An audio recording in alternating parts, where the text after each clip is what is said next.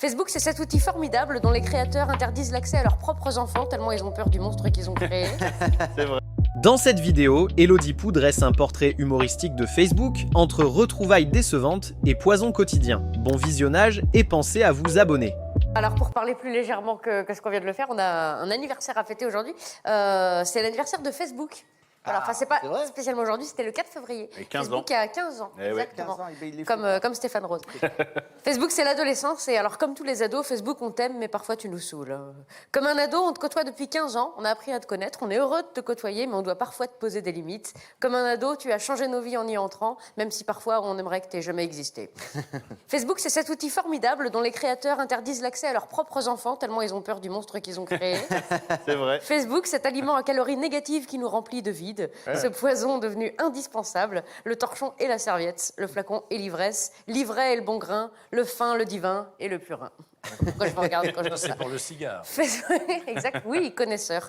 Facebook, c'est renouer le contact avec des amis d'école primaire et se rendre compte que si parfois on perd le contact avec des gens, ben c'est peut-être qu'il y avait une bonne raison. Facebook, c'est se rendre compte que les gens qui étaient les plus cool au lycée sont devenus des gens moches et bêtes avec des enfants de 10 ans hyperactifs. Mais quel plaisir. Facebook, c'est se rendre compte que la plupart des gens de ton âge ont des enfants de 10 ans. Ouais. Ah oui, c'est horrible. C'est les boules, hein. Facebook, c'est se faire juger par des gens qui feraient mieux de balayer devant leur porte, même si pour ça, il faudrait qu'ils arrivent à extraire le balai de là où ils l'ont foutu.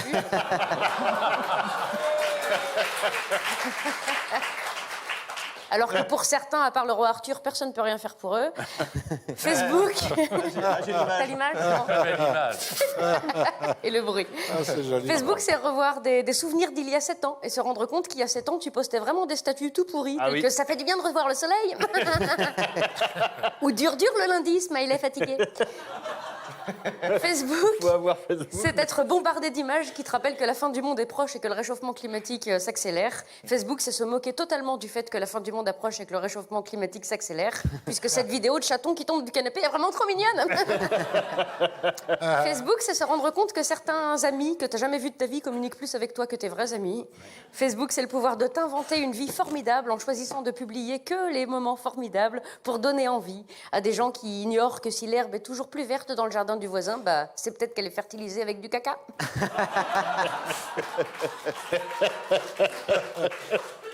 Facebook, c'est un ami qui te permet de ne plus jamais oublier une date d'anniversaire. Oui, c'est vrai. Facebook, c'est se rendre compte que sans Facebook, aucun de tes amis se serait souvenu de ta date d'anniversaire.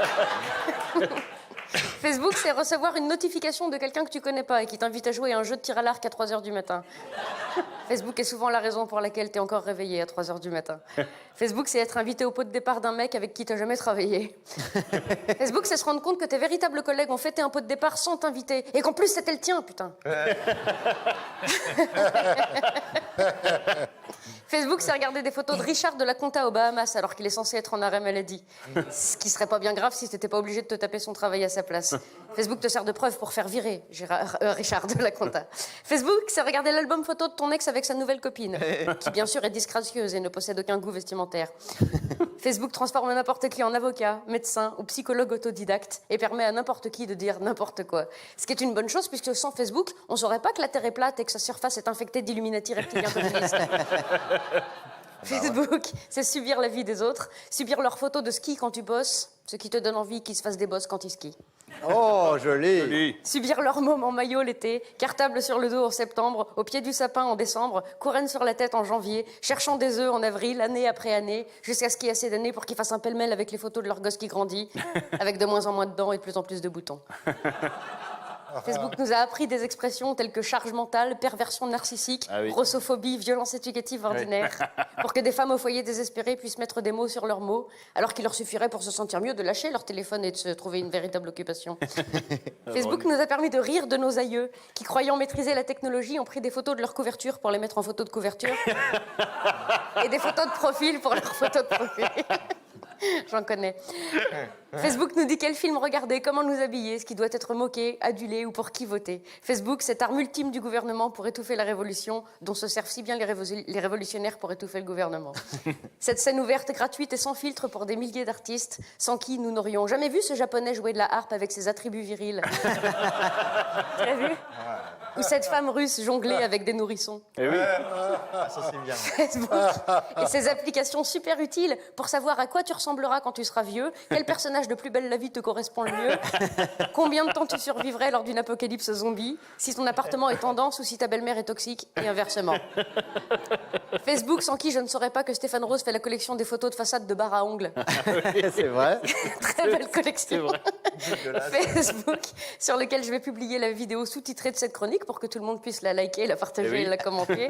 Facebook, grâce à qui les gens qui n'ont pas envie de payer pour regarder la revue de presse pourront profiter de cette magnifique chronique. Facebook qui, comme toutes les nouvelles technologies, doit être à notre service et non pas nous asservir. Alors que vous soyez sur Facebook ou pas, n'oubliez pas de parler avec des vrais gens. Écrivez des lettres manuscrites à vos proches. Aimez-vous, touchez-vous, embrassez-vous. N'oubliez pas de vivre dans la vraie vie. Pensez à vous abonner.